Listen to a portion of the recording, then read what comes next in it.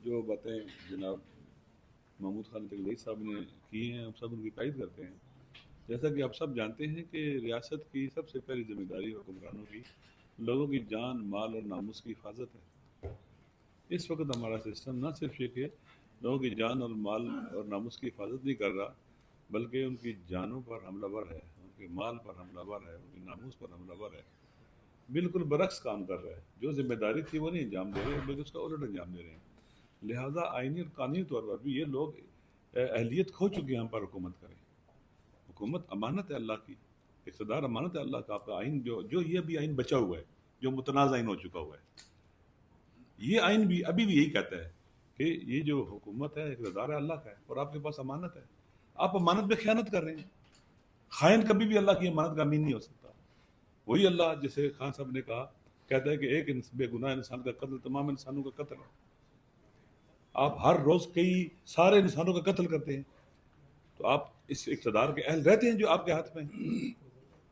लिहाजा ये जो सिस्टम हम पर मुसल्लत हो गया हुआ है, ये अवाम का एतमाद खो बैठा हुआ है, ये इलिजिटिमेट, इलीगल है और इनको हक नहीं है हम पर हुकूमत करने का और पाकिस्तान के हम पर हुकूमत करने का।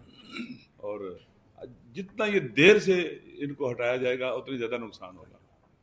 लोगों के अंदर मायूसी फैल चुकी है। आप देख लें पाकिस्तान के हसास इलाके वो बहुत ही डिस्टर्ब हो चुके हैं। कश्मीर है, आपके सामने सूरत हाल है।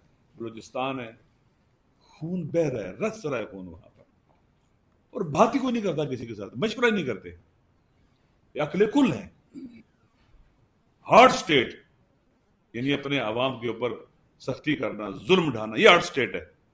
सर पर गोली मारना। जितने भी हमारे लोग जवान कत्ल हुए हैं, सबके सरों पर गोलियां लगी। तो ये किस तरह से चलाएंगे आप? आपको बंदों को मारने का बहुत शौक है, तो एक दिन आएगा कि फिर आप आपको पाकिस्तान में रहने की भी जगह नहीं मिलेगी। कातिलों को, जालिमों को, नालायक लोगों को, नाअहल लोगों को, जो हम पर मुसल्लत है अवाम की मर्जी के खिलाफ, पाकिस्तान के आइन के खिलाफ मुसल्लत है। जिस कुर्सी पर बैठते हैं ये गस्ब की कुर्सी है, इलीगल, इलिजिटिमेट वहां बैठे हुए हैं। लिहाजा इस वक्त आप देख रहे दुनिया के हालात बदल रहे हैं। कब तक ये सिलसिला आप चलाएंगे? कब तक लोगों पर जुल्म सितम करेंगे? कब तक ये हम अपने बच्चों का खून पाएंगे? हम क्यों नहीं बैठते, क्यों नहीं बात करते? जैसे इन्होंने फरमाया कि हम कश्मीर जाना चाहते थे, बात करना चाहते थे, हम बलूचिस्तान जाना चाहते हैं, हम बात करना चाहते हैं, लेकिन आप कहते हो कि हम मुसलमान हैं। मुसलमानों को तो कहा गया कि वह शावर फिल अमर, मशवरा करो आपस में, शावरा के साथ मसाइल को हल करो। आपसे हल नहीं हो रहे ना, हालात बदतर हो रहे हैं। आप सब जानते हैं कि इक़्तिसादी हालात बदतर, अमन अमान के हालात बदतर, सियासी हालात बदतर, बदतर से बदतर होते चले जा रहे हैं। कब तक चलाएंगे? ये पाकिस्तान को खाई में फेंक रहे हैं आप, ये निकलेगी भी नहीं, फिर कोई भी बाहर निकाल सकेगा इसको। इसलिए पाकिस्तान के अवाम की, हम सब की जिम्मेदारी है कि इस जुल्म के आगे खड़े हो, इस जुल्म के आगे खड़े हो। ये जुल्म रेत की दीवार साबित होगा अगर आप खड़े होंगे तो। कब खड़े होंगे? जितना ज्यादा देर से खड़े होंगे उतना ज्यादा कुर्बानी और ज्यादा नुकसान उठाना पड़ेगा। जितना जल्दी उठेंगे उतना जल्दी हालात बेहतर होंगे। हम सब की जिम्मेदारी है। बेगुनाहों को जेलों में डाला हुआ है आपने, मुल्क के जवान बच्चों को जेल में डाला हुआ है आपने। आपने कहा आप ये लिख के दे दो कि हमारा इमरान खान के साथ कोई ताल्लुक नहीं, बाहर आ जाओगे। उन्होंने नहीं लिख के दिया, और हमारा सलाम है उनको, उनकी इस्तकामत को। जब मर्द है वो लोग, हजारों बच्चे आपने इस कौम के बेटे, इस वतन के बेटे आपने जेल में बंद किए हुए, और फिर मिसिंग पर्सन, मिसिंग पर्सन तो हमने उठाए हुए हैं, जिनकी माएँ, बच्चे, बहनें घर इंतजार कर रही हैं, बाद की माएँ मर गई हैं इंतजार करते करते। ये एक अलमी है, दर्द है। ये एक ऐसा गहरा गाँव है, ऐसा रियासत को लगा हुआ है, इस ये गाँव भर नहीं रहा, दिन ब दिन बढ़ता चला जा रहा है। लिहाजा हम सब की जिम्मेदारी है, आपकी जिन पर पिका एक्ट लगा हुआ है, हम सब की जिम्मेदारी है कि इस वतन के लिए आवाज उठाएं। नहीं तो जैसे महमूद खान साहब कहते हैं कि मेरे ख्याल में जब यूनाइटेड नेशन का इदारा बन रहा था तो 66 मुल्क थे, 66 साहब कह रहे थे। अभी कितने हैं? 210। ये मुल्क टूटे ही है ना, बने हैं ना। क्या पाकिस्तान नहीं टूटा है? क्यों टूटा है? अदल और इंसाफ नहीं था, जुल्म था, ज्यादती थी।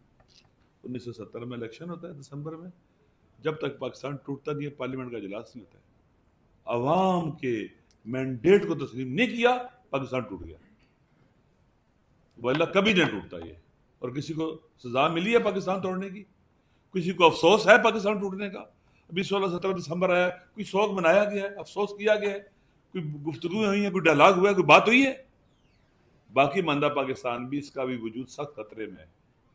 बहरहाल हम सब की जिम्मेदारी है, हम हमारे जो लोग बलूचिस्तान में मारे गए हैं, माओ के बच्चे मारे गए हैं, ये साथी, ये लोग जिनको मदद नहीं की गई है, वाकई ये ऐसा जुर्म है जो नाकाबिल बख्शुदनी है, हम उनके साथ हैं। बलूचिस्तान का हमारे बैठे हुए हैं अकाबरीन भी यहाँ।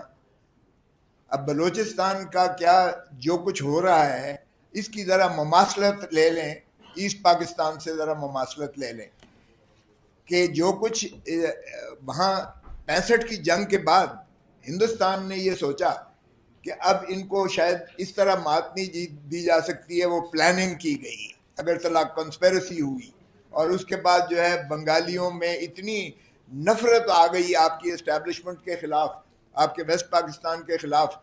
जिस तरह अभी अगर बलूचिस्तान में कोई जाए तो बाहर से, तो वो जो है लोग, हम गए तो उन्होंने कहा तुझे तो इधर कर देंगे क्योंकि तू बलोच है, लेकिन दूसरा पंजाबी शनाख्ती कार्ड देखकर हमें तो गोलियां मारेंगे। तो ये मुनाफरत जो इस वक्त फैली है बदकिस्मती से, इसकी ममासलत जरा देखें। हिंदुस्तान लंबी प्लानिंग फिर कर रहा है और पाकिस्तान को फिर तोड़ने के लिए जो है वो पूरी तरह जो है कार फरमा है।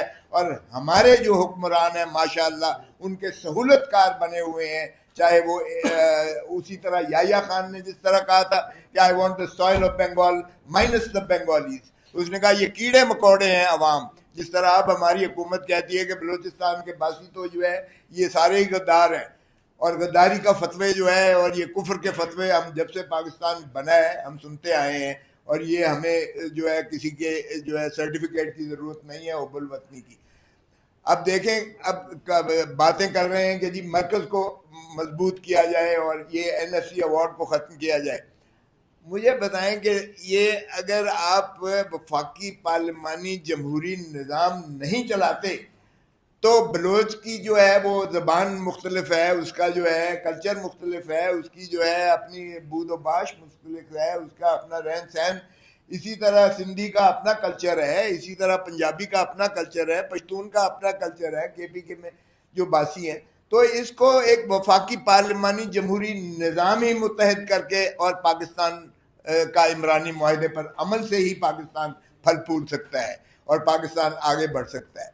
क्यों हमारे इन लोगों को समझ नहीं आती है कि 73 का आइन जो इमरानी मुआहदा है, जो मुत्तफ़िका तौर पर बना था, और फिर 18वीं तरमीम भी मुत्तफ़िका तौर पर पास की गई थी, जिसमें 135 वो जो मुंदरजात आए और उसमें जो है डिक्टेटर्स को उठा के बाहर फेंक दिया गया और पैमतकारी भी उसकी जो है ख़त्म कर दी गई, रूह को बहाल किया गया।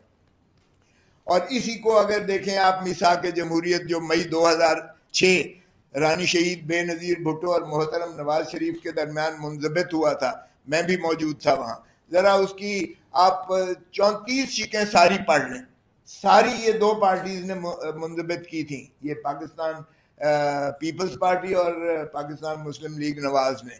वो एक एक चीज़ की जो है वो उसकी इनहराफ करते चले जा रहे हैं। उसमें ये था कि ना एस्टैब्लिशमेंट को जो है हम हुकूमत गिराने देंगे, ना बनाने देंगे, ना सियासी जमात गिराने देंगे, ना बनाने देंगे, और किसी की बिसाखियों पर चढ़ के इक़्तिदार में नहीं आएंगे। साफ और शफाफ जो है इलेक्शन करवाएंगे, गैर जानिबदार इलेक्शन कमीशन ऑफ पाकिस्तान होगी, आज़ाद अदलिया होगी, और कोई इंतकामी मुकदमात नहीं दर्ज किए जाएंगे किसी के खिलाफ। अब जरा आप खुद ही अपनी अदाओं पर जरा गौर करें। 263 साल सजा की है डॉक्टर यास्मीन को, 263 साल सजा की है उसे मुख्तलिफ मुकदमात में। और हमारा जो लीडर ऑफ द ऑपोजिशन था कौमी असेंबली में, उमर अयूब, उसको 50 साल सजा की है और उसको डिस्क्वालीफाई कर दिया है। हमारा लीडर ऑफ द ऑपोजिशन जो सेनेट में था शिबली फराज, उसको भी डिस्क्वालीफाई करके उसकी सीट खाली करके उसको जो है 50 साल सजा करवाई है। बचर साहब जो हमारा leader of the opposition Punjab assembly में था, उसको भी सजा करके डिस्क्वालीफाई करके 50 साल सजा करवाई है। वो बाबा इस तरह से ये, और डॉक्टर यास्मीन के साथ बेशुमार हमारे जो है MNAs और MPAs और सेनेटर्स को भी इसी तरह सजाएं करवा के तो आपने जो है पाबा सलासल करके उनकी सीटें भी छीन ली हैं। और इस तरह आपने 2/3 बनाई। हमारी जो नशिस्तें थी, मखसूस नशिस्तें, 180 सीटें जीती हैं इमरान खान ने, हमारे पास फॉर्म 45 मौजूद है। 180 सीटें जीतने वाला तो जेल में जो है 4 साल से है, 3 साल से। और जो हारा है मोहतरम नवाज शरीफ साहब डॉक्टर यास्मीन से हारे हुए हैं। मेरे तो साथ वाला हल्का है जहां से मैं जीता हूं, मेरे साथ वाले हल्के से वो सारी दुनिया जानती है हारे हुए हैं माशाल्लाह। वो 80 साल बेचारी को 216 साल सजा कराई हुई है और वो जेल में कैंसर सर्वाइवर है, वो जेल में पड़ी है। और पापा रोम हमारे जो है उनका भाई साहब एक वजीर आजम है और दुख्तर नेक अख्तर उनकी पंजाब की जो है वो दबंग वजीर आला है। तो ये मजाक अब देखें, कहते हैं जी हमारा सूबा। ओ भाई, तुम्हारे सूबे में से 2 फॉरेन और लेडीज को लाकर जितनी बेहयाई और बेशर्मी से उनका इज्जतें तार तार की गई हैं, दुनिया में हमारी सारी जो है पाकिस्तान का इमेज बदनाम किया गया है। और उसमें किसका नाम आ रहा है? माशाल्लाह आपके सारे सारों के सामने है।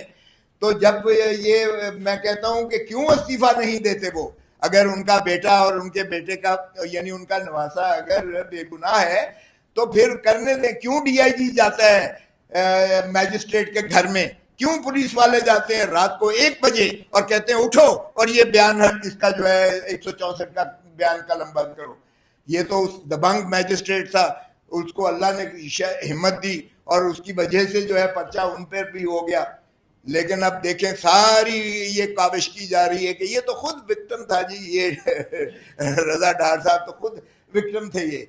तो उनको सारों को बचाने की कोशिश अब भी की गई है और उनको बाहर भेज दिया गया। बाहर जो कुछ उनके बयानात आएंगे वो भी पाकिस्तान की कितनी इज्जत अफजाई होगी इसका आप खुद जो है अंदाजा लगा लीजिएगा।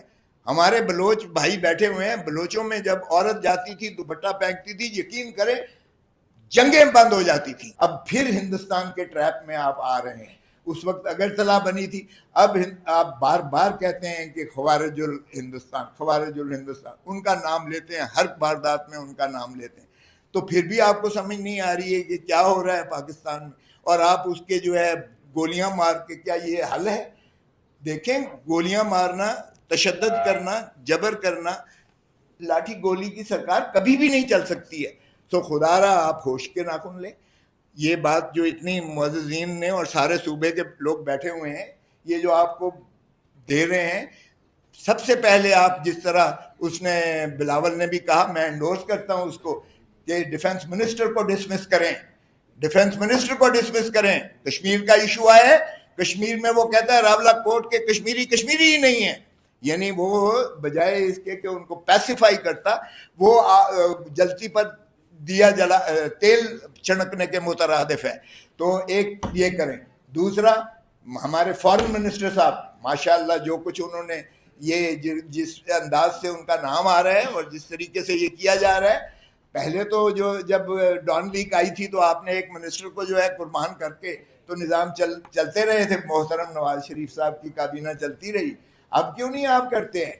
और फिर जहां तक ताल्लुक है ये हमारे दबंग किस्म के इंटीरियर मिनिस्टर का, जो कुछ मुल्क में हालात हो रहे हैं, यहाँ जैसे कहा गया कि एक रेल का एक्सीडेंट हो तो महज़ब मुल्कों में रेलवे मिनिस्टर रिजाइन करता है, इसको भी फौरन मुस्ताफ़ी होना चाहिए या डिसमिस करना चाहिए। कम से कम कुछ तो लोगों की अशकोई हो कि वाकई ये हुकूमत संजीदगी से अवामी मसाइल को और मामलात को ये देखना चाहती है, आगे चाहती है।